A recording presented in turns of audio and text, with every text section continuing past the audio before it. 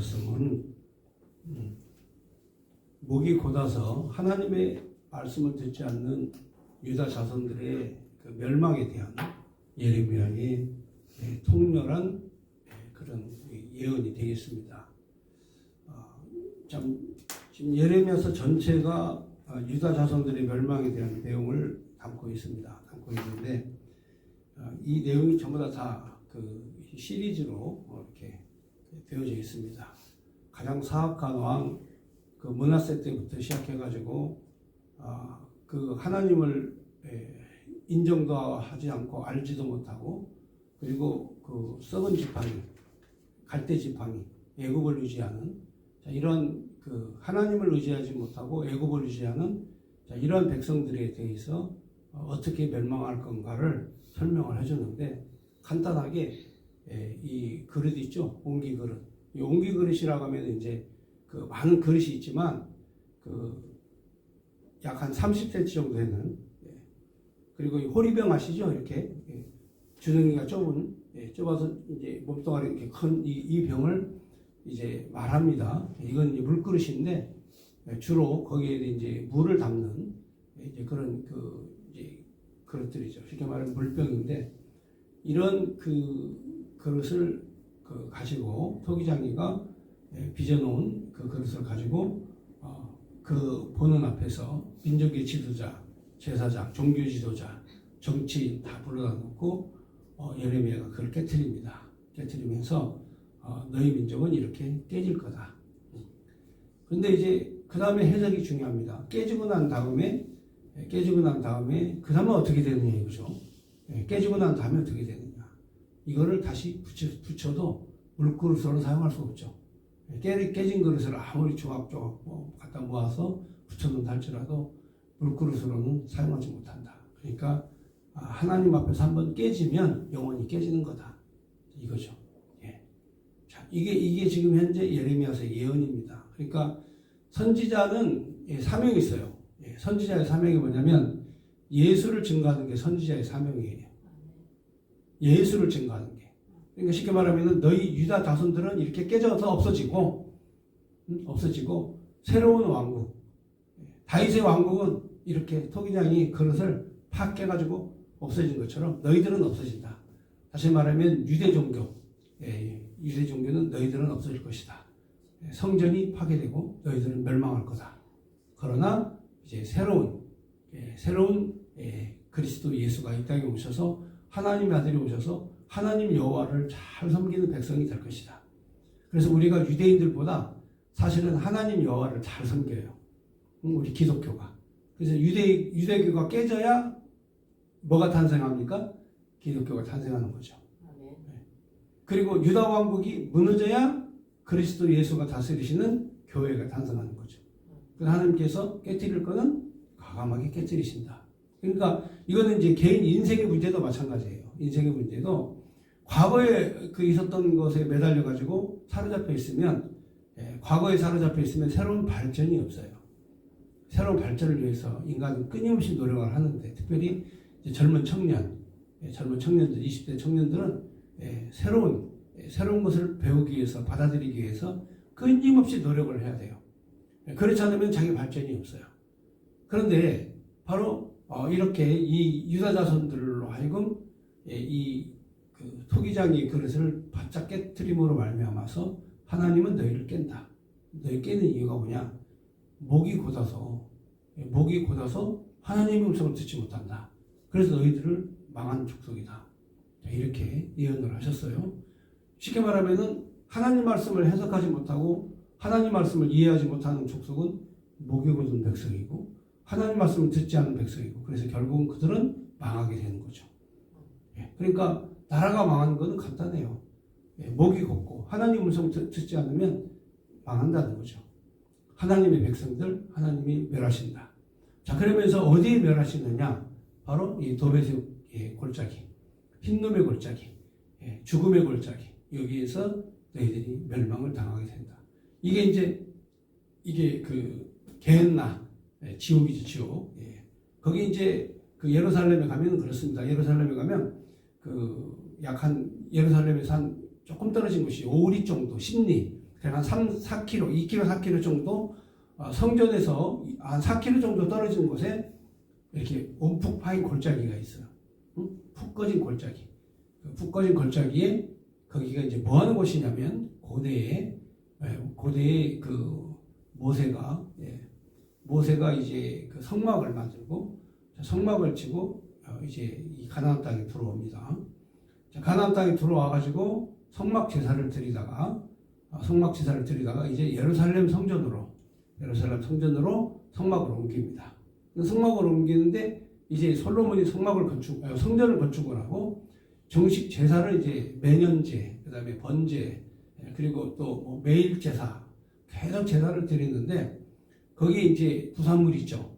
우리는 이제 소 내장까지 다 먹잖아요, 그렇잖아요. 우리는 소 내장을 곱창이라고 하고, 그다음에 이렇게 다 먹습니다. 심지어는 머리고기 삶아가지고 먹고, 심지어는 또 이 우족탕, 다리까지 또 먹고, 그다음에 또 더더군다나 또 심지어는 꼬리곰탕 해가지고 또 꼬리까지 먹고요.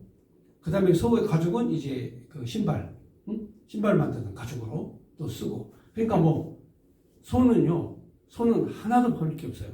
근데 과거의 고대의 이 유대인들은 내장을 기름덩어리로 알고 부정한 것으로 알아서 다 그걸 먹지 않았어요. 그래서 그거를 생각해 보세요. 부산물이 얼마나 많이 나옵니까? 우리 대한민국 국민들이야 돼지 이 내장은 순대로 먹고, 그 다음에 돼지 다리도 족발로 먹고, 그 다음에 돼지 머리는 머릿고기로 먹고, 다 먹죠. 심지어는 돼지 껍질도 먹어요. 피대기. 그러니까 이 가축들이나 동물이나 잡으면 버릴 게 하나도 없어요. 그냥 다 먹어 치워버리니까 깔끔하게.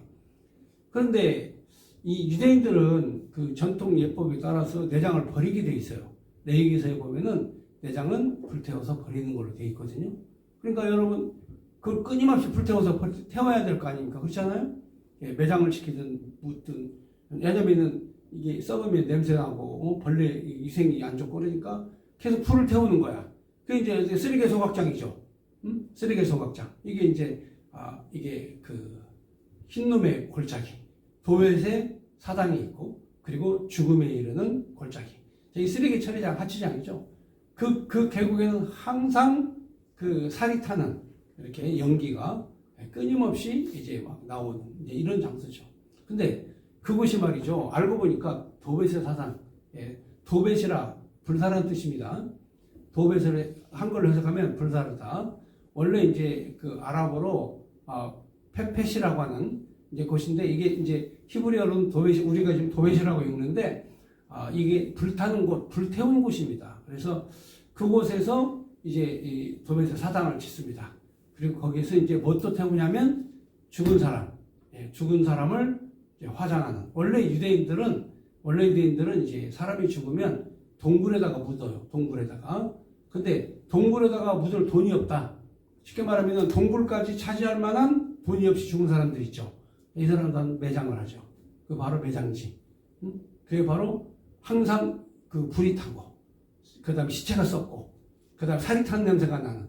그러니까 이 유대 가운데에서 가장 지저분하고 더러운 것이 바로 흰놈의 아들 골짜기, 이 도벳의 사당이 있고 죽음의 골짜기라고 부르는 이곳에서 항상 이 시체, 쓰레기를 처리하는 곳입니다. 지금도 우리나라도 지금도 이 화장터도 혐오시설이죠. 그 다음에 또 쓰레기 소각장 있죠. 이것도 혐오시설이죠. 동네에 쓰레기 소각장이 나온다, 동네 사람들이 다 나와서 반대하고 말이죠. 또 또 무슨 화장터를 만들면 또 막 동네 사람들이 다 나와서 반대하고, 그때도 똑같은 거예요. 혐오시설이에요. 자, 그런데 지금 이 예레미야 19장의 내용의 핵심이 바로 뭐냐면, 이런 그 지저분하고 더럽고 그리고 혐오스러운 시설 속에서 바로 하나님 앞에 거역하는 불순종이 일어났어요. 그 불순종이 뭐냐면 사람을 제물로 드리는, 인신 제사를 드리는 불순종이 거기서 일어난 거예요.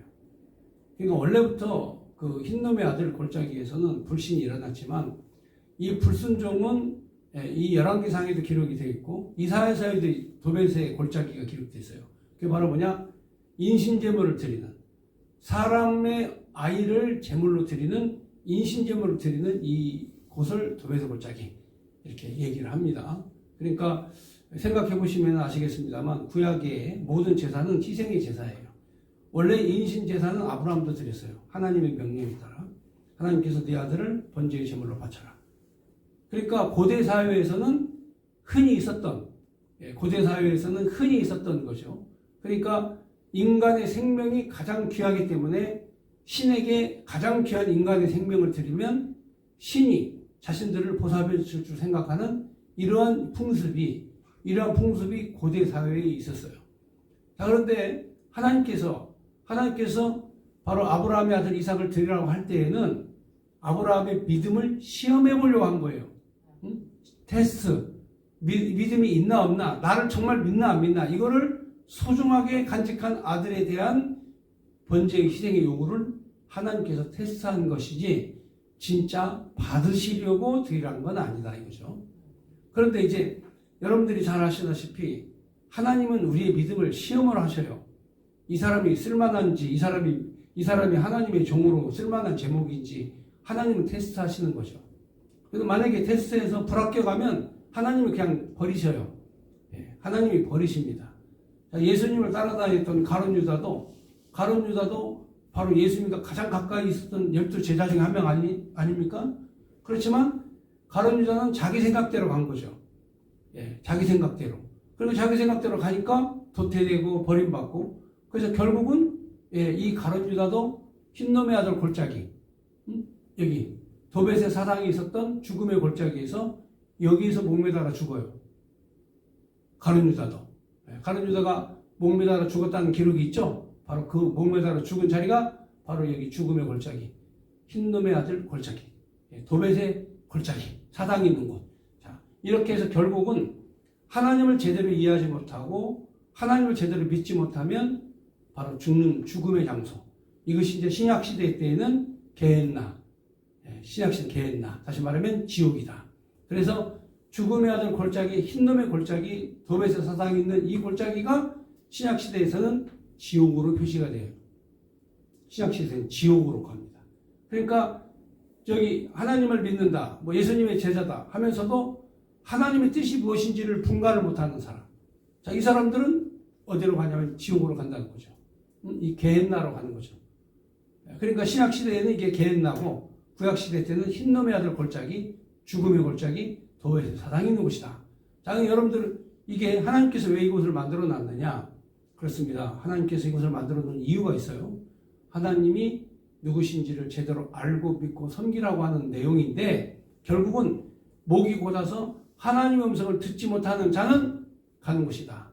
그러니까 우리가 신앙생활 하면서 가장 중요하게 생각해야 할 게 바로 뭐냐? 목이 곧아서 하나님의 음성을 듣지 못하고 멸망하는 것. 이런 것처럼 바보스러운 게 없죠. 지금 하나님께서 인류 역사 가운데 가장 풍요로운 삶을 우리에게 주셨어요. 대한민국이 지금까지 존재한 이상, 과거의 사만시대부터 시작해서 그리고 고조선부터 시작해가지고 우리나라의 5천년, 만년의 역사 가운데, 우리나라의 이 한반도의 만년의 역사 가운데 지금 우리가 살고 있는 이 땅이 가장 풍요로운 삶을 사는 거예요. 이보다 더 좋은 삶이 어디 있습니까? 근데 우리가 어떻게 이렇게 살게 됐어요? 아프리카처럼, 필리핀처럼, 동남아처럼 가난하게 살지 않고 이렇게 풍요롭게 살게 된 이유가 바로 뭐예요? 그리스도 예수의 복음을 받아들이고 새벽마다 교회당마다 하나님 앞에 부르짖고 기도하고 하나님 말씀을 공부하는 사경회를 열고 하나님을 찬양하는 찬송이 울려 퍼지는, 자, 이 나라와 이 민족으로 바뀌어진 거예요. 세상이 완전히 바뀌어졌어요. 엄청난 변화를 가져온 거예요. 자, 그런데 지금 이제 와가지고는 하나님의 말씀이 사라지고 백성들이 목이 곧아서 하나님 말씀을 저버리고 말씀을 듣지 않으려고 하고, 그래서 이 나라와 이 민족이 지금 현재 가장 어려운 일을 당하게 되는 거죠. 나라의 운명이 존속되느냐 아니면 대한민국이 멸망되느냐, 이런 그야말로 백척간두에 놓여진 국가의 운명이 된 거죠. 이때 우리가 해야 될 일은 바로 예레미야가 외쳤던 내용대로 이 하나님의 말씀으로 돌아오는, 하나님께로 돌아오는 그런 내용의 복음이 오늘 19장 내용이 담겨 있습니다. 자, 그래서 오늘은 이제 신약 시대에 이 지옥으로 묘사된 흰놈의 아들 골짜기, 도벳의 사당이 있는 곳, 죽음의 골짜기 관련된 내용 말씀을 한번 보겠습니다. 19장 1절 보면 여호와께서 이와 같이 말씀하시되 가서 토기장이의 옹기를 사고 백성의 어른들과 제사장의 어른 몇 사람과 하시드문 어귀 곁에 있는 흰놈의 아들 골짜기로 가서 거기에서 내가 네게 이런 말을 선포하여 말하기를 너희 유다 왕들과 예루살렘 주민아 여호와의 말씀을 들으라. 만군의 여호와 이스라엘의 하나님이 이와 같이 말씀하시되 보라 내가 이곳에 재앙을 내릴 것이라. 그것을 듣는 모든 키가 떨리니 이는 그들이 나를 버리고 이곳을 불결하게 하며 이곳에서 자기와 자기 조상들과 유다 왕들이 알지 못했던 다른 신에게 분향하며 무지한 자의 피를 이곳에서 채웠음이며. 그러니까 흰놈의 아들 골짜기 도벳의 사당에서 하나님 앞에 범죄하였다 하는 거죠. 죄를 졌다 이거죠. 이 죄진 내용이 뭐냐면 죄진 내용은 구체적으로 설명을 합니다. 그들이 하나님 앞에 범죄했다. 그런데 이제 여기 보면 그 하시드문 어귀에 있는 흰놈의 아들 골짜기겠죠. 예루살렘 성문 밖에 이제 쓰레기 처리장입니다. 쓰레기 처리장, 하차장, 쓰레기 처리장, 시체 소각장. 자, 이곳에서 하나님 앞에 죄를 졌다, 범죄했다. 그 죄가 뭐냐? 5절에 보면 또 그들이 바알을 위하여 산당을 건축하고 자기 아들들을 바알에게 번제로 불살라 드렸나니 이는 내가 명령하거나 말하거나 뜻한 바가 아니냐. 그러니까 하나님이 전혀 뜻하지 않는 행동을 하는 거죠. 그러니까 믿음이 없으면 딴짓 하는 거예요. 우리도 기독교인들도 마찬가지예요. 기독교인도 하나님에 대한 이 분명한 그런 믿음이 없으면 이 생각이 딴짓을 하게 돼 있어요. 자기 생각대로 가는 거죠. 그래서 여기에서 이제 그 하나님께서 싫어하시는 바알의 산당을 짓고 그리고 거기에서 이제 인신제물을 드리는. 그래서 하나님께서 그들을 멸하시기로 작정하신 거죠. 그러니까 지금 내 생각을 사실 돌이켜볼 필요가 있어요. 하나님께서 말씀하시고 뜻한 바가 아닌 것을 하는 사람들이 많죠. 그런데도 하나님을 이겨먹으려고 하죠. 걸어가신 하나님을 이기려고 하는 이런 교만과 오만이 우리에게 가득 차 있다는 거죠. 여러분 요나서에 보면은 요나가 하나님을 이겨먹으려고 하죠. 하나님도 너 가서 너는 그 말씀을 하나님의 그 말씀을 전해야 될 것을 하나님이 딱 지정해 주죠. 하나님께서 이 아시리아로 가라, 니네베로 가라, 가서 하나님의 말씀을 외쳐라 이렇게 하셨는데 요나는 자기 결단에 따라서 저 민족들은 망해야 된다, 저거는 없어져야 된다. 그러면 내가 가면 안 된다. 그래서 요나가 도망을 갑니다. 도망간 곳이 바로 다시스로 배를 타고 이제 반대 방향으로 가죠. 니느웨를 향하지 않고 반대쪽으로 도망을 갑니다. 하나님께서 용서하시지 않죠. 하나님의 뜻하신 바 하나님 손에 사로잡히면 딴짓을 해도 하나님께서 물속에라도 들어가서 하나님께서 깨닫게 하셔서 니느웨를 하나님이 보내셔요. 하나님의 방법이에요. 자기는 도망갔지만 알고 보니까 길을 쓰고 도망을 갔어. 저 니느웨 반대쪽으로 막 길을 쓰고 막 도망을 갔어요. 자기는. 근데 알고 보니까 깨어나서 보니까 떨어져 있는 곳에 가보니까 니느웨야. 이거 이상한 일이죠. 응? 그러니까 하나님께서 사로잡은 사람은 길을 쓰고 도망가고 별짓을 다 해도 알고 보면 하나님 원하는 자리에 가 있게 돼 있는 거예요. 응? 그런데 하나님이 그렇게 안 하는 족속이 있어. 하나님 그렇게 안 하는 족속. 우상 섬기는.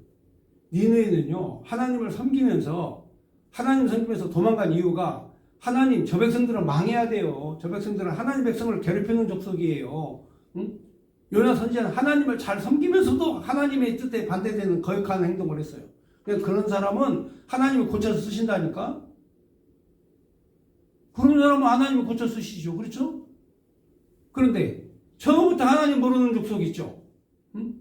처음부터 하나님 모르고 하나님 알지도 못하고 거역한 민족, 거역한 백성들 있죠. 이것들 하나님이 가만히 안 두시죠. 전 요즘에요, 전 요즘에 보면은 세상 천지에 희한한 인간들이 많다. 정말 희한한 인간이 많다. 많이 봤을 때에 분명히 죄를 지은 죄인이야. 범죄자야. 근데 자기 편이 되면 그 죄가 눈에 안 보여. 자기 편이 되면 그 죄가 아니야. 야, 나는 이런 생각을 가진 사람들이 우리나라의 반절이나 돼. 대한민국의 반절. 그것도 기독교인들 가운데서도 그런 사람이 있어요. 하나님이 없으니까 진리와 정의를 구분을 못 하는 거야. 하나님이 없는 사람은요, 진리와 정의를 구분을 못 합니다. 못 해요. 그러니까 하나님을 섬기지 않는 사람들은 바로 바알의 신당에다가 새끼들 갖다가 바치는 거야. 어른들 살겠다고.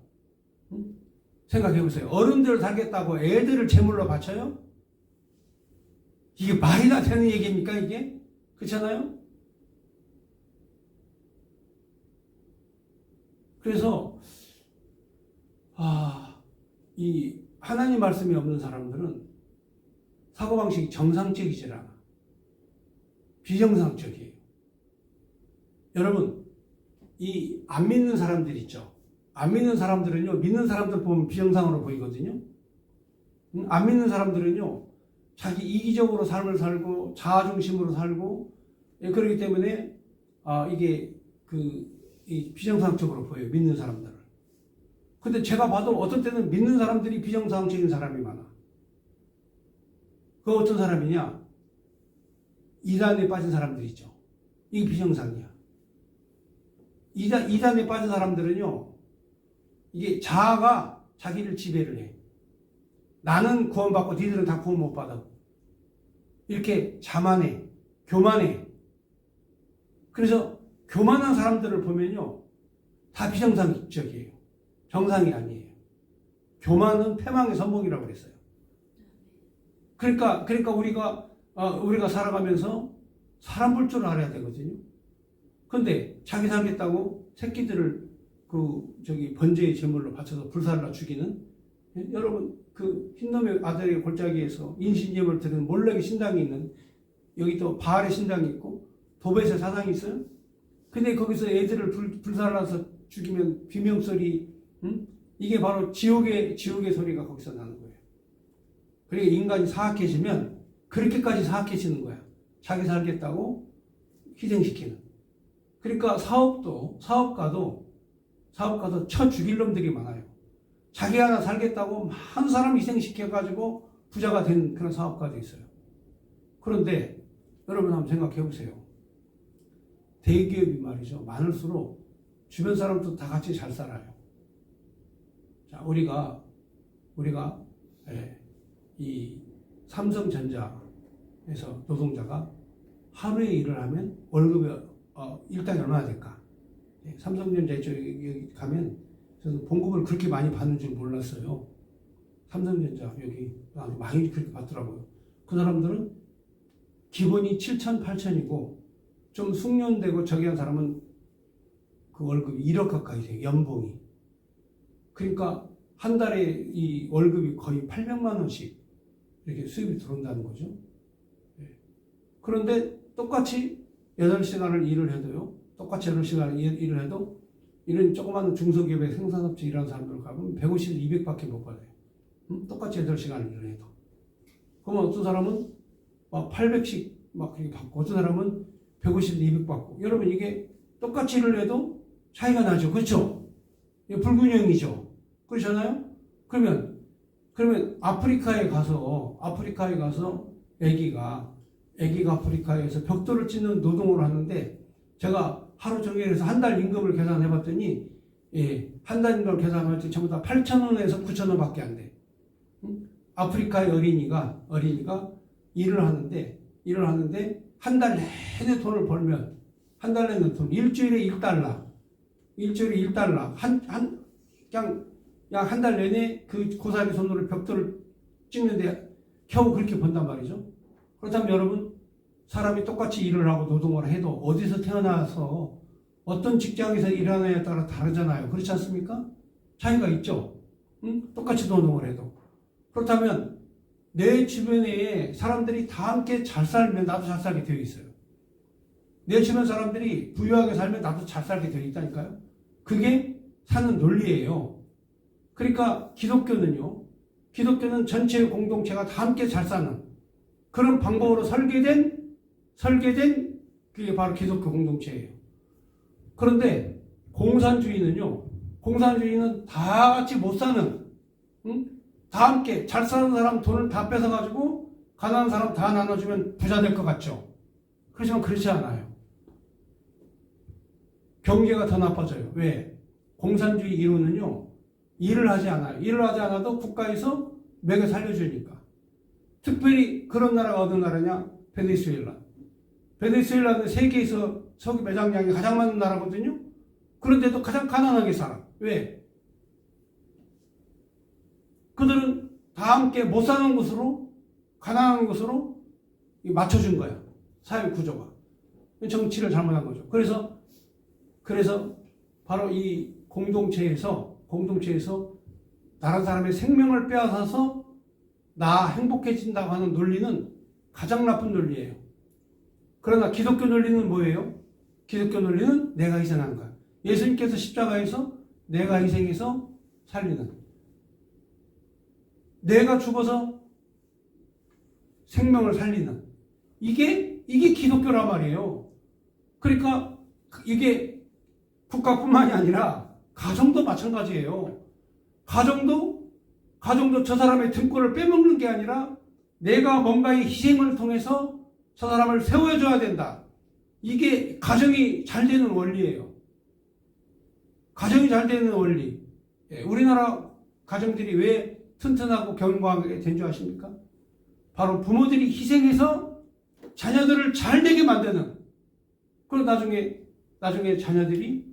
자녀들이 부모를 배신하고, 그리고 명절날, 생일날 찾아오지도 않고, 병들어도 돌보지도 않고, 그런 자녀들이 있다 치더라도 부모는 그 아들에게 재산을 남겨주는. 재산을 넘겨주는. 여러분, 이게 부모예요. 이게 부모예요. 그러니까 이 사회가 이렇게 견고하게 된 것은 부모가 희생해서 헌신적으로 자식을 돌봤기 때문에 그들이 나가서 성공을 하고 좋은 사회를 만들어 가는 거죠. 그러니까 진짜 중요한 거는 나를 위해서 다른 사람을 희생시키면 안 돼요. 내가 저 사람에 대해서 어떻게 희생하고 어떻게 섬길 건가. 자, 이 생각을 해야 되는 거예요. 그리고 사기꾼들은 왜 그게 처벌을 받느냐. 다른 사람 다 희생시켜가지고 자기가 부자 되는 논리를 짜놨기 때문에 사기꾼들은 바로 감옥에 가는 거예요.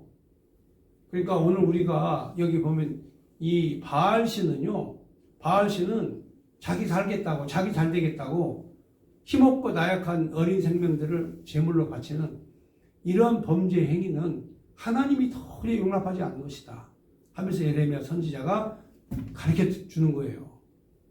자, 그 다음에 6절에 보면, 그러므로 보라, 다시는 이곳을 도벳이나 흰놈의 아들 골짜기라 부르지 않냐고, 오직 죽음의 골짜기라 부르는 날이 이를 것이라 여호와의 말이니라.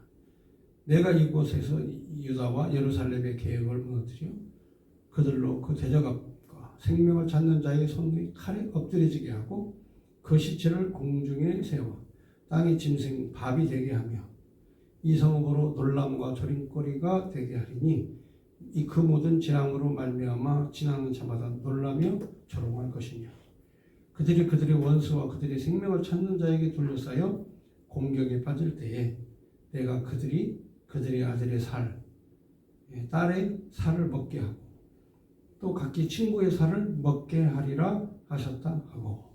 이게 이제 무슨 얘기냐면, 바벨론이 침공을 해왔을 때, 그때가 이제 606년 1차 침공을 해요. 자, 1차 침공을 해가지고 예루살렘을 점령을 합니다. 점령을 하고, 그 다음에 왕족, 귀족들을 인질로 잡아가요. 그리고 바벨론에게 이제 상납해서, 이제 조공을 바치도록 해가지고 속국으로 만들어요. 그런데, 이제 이 유다의 왕이 창피하고 부끄러워 바벨론에게 그 조공을 바치고 섬기고 이게 너무 부끄럽고 창피한 거야. 그러니까 이제 여러분이 잘 아는 그 시드기야, 그리고 여호야긴 이런 왕들이 반란을 합니다. 바벨론에 대해서 반란을 해요. 그러면서 이 바벨론에게 조공을 바치는 것을 금하고 이 애굽의 군대를 불러들여 가지고 애굽의 군대와 이 바벨론의 군대를 서로 싸우게 해서 자신들이 독립을 쟁취하려고 음모를 꾸미고 계획을 세운 거예요. 그래가지고 이 애굽으로 갔어요. 그러니까 이제 예레미야 선지자나 이사야 선지자가 바로 상한 갈대 지팡이, 상한 갈대 지팡이를 의지하지 말라. 그건 상한 갈대 지팡이다. 이게 이제 애굽을 두고 한 얘기거든요. 애굽의 나라가 파피루스라고 하는 이 갈대 있지 않습니까? 파피루스라고 하는 이 갈대가 무성한 곳으로 상하고 꺾이는 갈대 지팡이다. 이 애굽이다. 근데 이 유다 자손들이 하나님 앞에 돌아올 생각은 하지 않고 애굽을 의지하는 거야. 그러니까 바벨론이 가만히 보니까, 느부갓네살이 가만히 보니까 한 번 606년에 가가지고 쳐들어가가지고 이 예루살렘을 점령하고 가만히 두고 봤더니 얘들이 하는 짓이 이게 이 수상한 짓을 해. 그래서 586년에 군대를 다시 보내요. 느부사라단 군대를 다시 보냅니다. 다시 보내가지고 예루살렘을 초토화시켜버려요. 아주 그냥 성전을 다 무너뜨려요. 다 깨부셔버려요. 근데 이 바벨론 군대가 오니까 무서워가지고 항전을 해요. 최후의 항전. 성전 문을 닫고 바벨론 군대와 한번 붙어보자, 싸워보자. 우리가 싸우다 보면 애굽의 군대가 우리 지원군을 올 것이다, 이 생각을 하고 싸우는데요. 바벨론이 다 포위를 해버리니까 성내에 먹을 게 없어요. 양식이 없어, 식량이 없어. 그러니까 이제 오늘은 내 새끼 잡아먹고 내일은 네 새끼 잡아먹고 이제는 그렇게 버티는, 그렇게 사는 거야. 그 내용을 지금 얘기하는 거예요. 그런 날이 온다 이 말이에요. 오늘은 내 아들, 내 딸, 네 아들 잡아먹는 날이 온다 이거죠. 예루살렘에 이런 역사가 2번 있었어요. 예루살렘에. 또 한 번은 예수님 모시기 70년 전에 로마군이 예루살렘을 침공해 돌았을 때, 예수님 오시고 난 다음 70년, 그러니까 AD 70년이죠. 예루살렘이 완전히 불로 타 멸망할 때, 그때 로마군이 예루살렘을 포위했을 때 똑같은 일이 또 일어났어요. 똑같은 일이. 그러니까 하나님을 떠난 백성들은 이런 치욕과 저주를 받는 거예요. 자, 그 내용을 예레미야가 미리 봤기 때문에 민족의 지도자들에게 다 얘기를 해요. 앞으로 이 나라의 백성들은 이렇게 자기 새끼를 잡아먹어야 되는 처참한 상황에 오게 될 것이다. 그러면서 10절 말씀을 보면, 10절에 보면 너는 함께 가는 자의 목전에서 그 온기를 깨뜨리고 그들에게 이르기를 만군의 여호와께서 이와 같이 말씀하시되 사람이 토기장의 그릇을 한 번 깨뜨리면 다시 완전하게 할 수 없나니 이와 같이 내가 이 백성과 이 성읍을 무너뜨리리니 도벳에 매장할 자리가 없을 만큼 매장하리라. 여호와의 말씀입니다. 내가 이곳과 그 가운데 주민에게 이같이 행하여 이 성읍으로 도배 갖게 할 것이라. 불에 태운다는 거죠. 도벳이라는 말 자체가 불에 태운다 이거죠. 다 불에 태워버리겠다 이거죠. 자, 그러니까 이런 내용들을 이제 보면은 예레미야 선지자가 여기 온기를 깨트리는 내용 나오죠. 하나님이 깨트리면 다시 회복이 안 된다. 그러니까 하나님께서 이때 유다를 완전히 깨트려요. 유다를 완전히 깨트려버리고 유다 자손들로 하여금 완전히 이 죄악 가운데 심판대에 서게 하시죠. 자, 이렇게 해서 유다 왕국이 깨져요. 그 다음에 누가 오시느냐? 예수가 오셔서 새로운 왕국을, 다윗 왕국을 대신할 새로운 왕국을 세우는데 그게 교회예요. 그러니까 여기서 온기를 깨트리면 다시 어떻게 된다? 다시 회복시키지 못한다. 다시 회복 못 시킨다. 그거는 뭐냐? 유다 왕국은 이걸로 끝난 것이다. 이제 새로운 유다 왕국, 예수 그리스도, 다윗의 자손 예수가 다스리시는 그 나라를 세울 것이다 라고 하는 예언의 내용을 하시는 거예요. 그러니까 깨어지지 않고는 새로운 게 세워질 수가 없어요. 과거의 그 풍습을 쫓아가는 옛사람을 깨트리지 않으면 새로운 것으로 다시 태어날 수가 없다 이 말이죠. 그래서 과거 풍습을 좀 옛 사람을 벗어버리고 새 사람을 입어라. 이게 신약 성경의 해석이에요. 그러니까 구약 성경 해석을 잘 해야 신약 성경의 복음의 내용이 그게 이해가 가는 거예요. 그래서 바로 이 유대교를 하나님이 옹기그릇 깨는 것처럼 깨버리고 그리고 새로운 그릇으로 하나님 다시 세우셨다. 그래서 이게 이제 너는 내가 택한 나의 그릇이라고 사도 바울에게 말씀하신 것처럼 바울 사도가 새로운 그릇, 새 그릇을 만들어가는 역사 이게 일어나죠.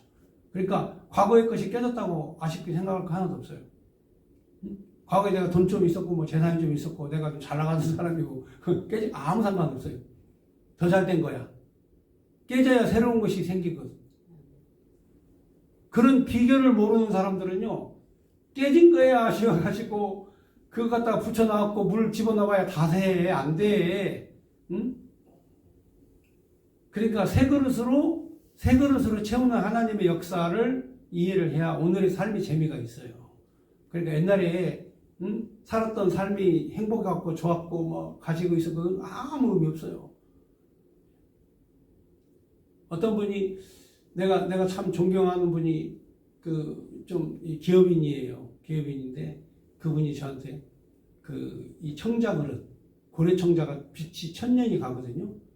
1000년 동안 빛이 변하지 않아요. 근데 이 고래 청자를 재현을 했어요. 재현을 하고 그 안에다가 황금이 있죠. 황금을 진짜 금을 거기다가 입혔어요. 자, 이 잔을 저에게 주신 거예요. 얼마나 이게 딱 보는 순간에 야, 뭐 이런 그릇이 다 있다냐. 그리고 밖에는 뭐 빛이 청자에 1000년의 빛이 있고 안에는 황금의 빛이 있어요. 여러분 이 잔을 한번 보시면은 깜짝 놀랄 거예요. 그래서 저한테 그 잔을 선물로 주셨어요. 2개. 찻잔이에요, 찻잔. 이렇게. 네. 선물을. 근데 우리는 막 그게 있으면 그래서 제가 속이 좀 궁금해가지고 아유 장로님 이거 금 얼마나 들어갔어요? 그랬더니 한 돈이면은 한 돈이 10개면은 한 양이죠, 한 양. 응? 한 양만큼 금이 들어갔다고 그러더라고요. 그래서 내가 얼른 또 머리를 굴려가지고 인터넷에 찾아봤어요. 한 양이면 돈이 얼마나 될까 하고 보니까 한 300만 원 돼요. 그래서 야 이 밥그릇 하나 이렇게 좀 귀한 것이 청자에다가 막 이렇게 이거 보통이 아니죠. 예. 근데 하나도 이게 귀한 거지만 황금 보기를 돌같이 하라고 해가지고 우리는 그런 거 있어봐야 별 의미가 없어요. 예. 쉽게 말하면은 막 금 좋아하는 사람은 막 좋아가지고 막 어쩔 줄 모르는데 우리는 이거 별로 우리는 황금 보기를 돌같이 하는 주의 종의 가정인데 이거 무슨 가치가 있어 의미가 있어 우리는 그냥 이거 우리는 보관할 집도 없고 이런 황금 이런 도자기는 진열장이 있어가지고 진열장에다가 보관을 해야 되는데 우리는 그런 진열장도 없으니까 이게 그냥 우리 아들한테나 그냥 갑오로 그냥 쓰라고 주자 해가지고 보따리 싸놨어요. 연어도 안 보고 딱 싸놨어요. 근데 목사의 마음이 주의종의 가정이 막 황금을 좋아하고 막 치장하기를 좋아하고 막 넓은 아파트에 살기를 막 원하고 그렇게 잘 사는 것으로 생각하고 그게 타락이에요. 그러니까 과거에 제가 지난번에 말씀드렸잖아요. 옛날에 살았던 집 우리는요 거실이 너무 넓어가지고 떼굴떼굴 굴러가도 한참 굴러가도 끝이 안 가요. 몇 바퀴를 돌아서 굴러도 눈 떠보면 가운데에 있어. 그렇게 넓은 거실에서 살았다니까요. 근데도 그런 게 부럽지를 않아. 왜? 하나님 나라의 소망을 가진 사람들은요 세상의 물건에 이거는 마음을 두지를 않아요. 그래서 우리의 마음은 주님께 두는 거죠. 그러니까 여기에서 하시는 내용의 말씀이 맞습니다, 여러분. 예. 과거의 것은 깨져도 그게 나에게 유익함이 오는 거지 내게 절대로 해가 되는 게 아니에요. 그러니까 가지고 있던 사업 깨진 거, 가지고 있던 재산 깨진 거, 가지고 있던 내 가장 사랑하는 것에 깨진 거, 예. 이 깨진 것에 여러분들이 소중함을 두면 안 된다 이 말이죠. 어떤 목사님 한 분은 주의 종이 되기 위해서 아들 하나 있는 거, 외아들 하나 있는 거 그것도 마저 버리고 주의 종의 길을 가면서 그 노숙자와 함께 살고 이제 그런 내용의 간증도 있어요. 예, 오직 내 마음은 주님께만 있다. 주님께만 사로잡힌다. 하면서 그냥 다 깨트려 버리는. 예, 하나님께서도 얼마나 소중한 그릇이겠어요. 유다 자손들이 아브라함의 자손들이 얼마나 소중한 자손입니까? 그런데 하나님께서 바로 이 옹기 그릇 깨버리는 것처럼 하나님이 깨버리실 것이다. 그리고 깨트리고 난 다음에 그곳을 죽음의 골짜기, 흰놈의 아들 골짜기, 도벳의 골짜기로 만들어 버릴 것이다. 이렇게 말씀을 하십니다. 거기에 보면 13절에 예루살렘 집들과 유다 왕들의 집들이 그 집 위에서 하늘의 만상에 분향하고 다른 신들에게 전제를 부음으로 더러워졌은즉 도벳 땅처럼 되리라 하셨다 하라 하시니, 그러니까 하나님의 거룩한 백성들이 이런 범죄를 저지르는 거죠. 하늘의 만상에 분향한. 그래서 14절에 예레미야가 여호와께서 자기를 보내사 예언하게 하신 도벳에서 돌아와 여호와의 집들에 서서 모든 백성에게 말하되, 자, 이제 그 흰놈의 아들 골짜기 도벳에서 돌아와가지고 예루살렘 성전으로 갑니다. 예루살렘 성전에 가서 성전에서 백성들에게 선포합니다. 만군의 여호와 이스라엘 하나님께서 이와 같이 말씀하시되, 보라, 내가 이 성읍에 대하여 선언한 모든 재앙을 이 성읍과 그 모든 촌락에 내리리니 이는 그들의 목을 곧게 하여 내 말을 듣지 아니함이라 하시니라. 나중에는 이제 막 이들이 그 예레미야를 죽이려고 작당을 해가지고 막 붙잡아가지고 막 이 구덩이에 막 집어넣고 이제 그런 일이 나오죠. 예. 그러니까 이렇게 말하니까 백성들이 미운 거야. 응? 하나님께서 너희들 심판하신다, 멸하신다. 그러니까 그래서 너희들이 잘못한 것은 딱 한 가지다. 이렇게 말씀을 전하면 회개를 해야 되는데 목이 고다해서 하나님 말씀을 청종하지 않고 듣지도 않는다. 여러분, 니느웨는 어떻습니까? 예, 니느웨는 요나가 가가지고 하나님이 이 성을 멸하실 것이라고 선언하니까 임금으로부터 시작해가지고 짐승들에게까지 다 금식 기도하잖아. 베옷을 입고. 그렇잖아요? 니느웨 이방 사람들 있잖아. 이방 사람들도 하나님의 선지자가 와서 이 성을 망합니다. 회개하라고 하니까 왕부터 시작해서 모든 신하와 백성들까지, 심지어 가축들까지 금식으로 기도했다 이 말이에요. 그러니까 저들은 이방인들보다 더 듣지를 못하는 거지. 문제는 우리가 하나님 말씀을 듣지 못하는 것이 문제예요. 그걸 해결해야 돼. 그래서 우리가 살 길은 하나님 말씀으로 돌아가서 말씀을 연구하고 말씀을 공부하는 것 외에는 방법이 없어요. 하나님 말씀을 연구하고 공부하는 것 외에는 방법이 없다. 자, 오늘 여기까지 말씀드렸습니다.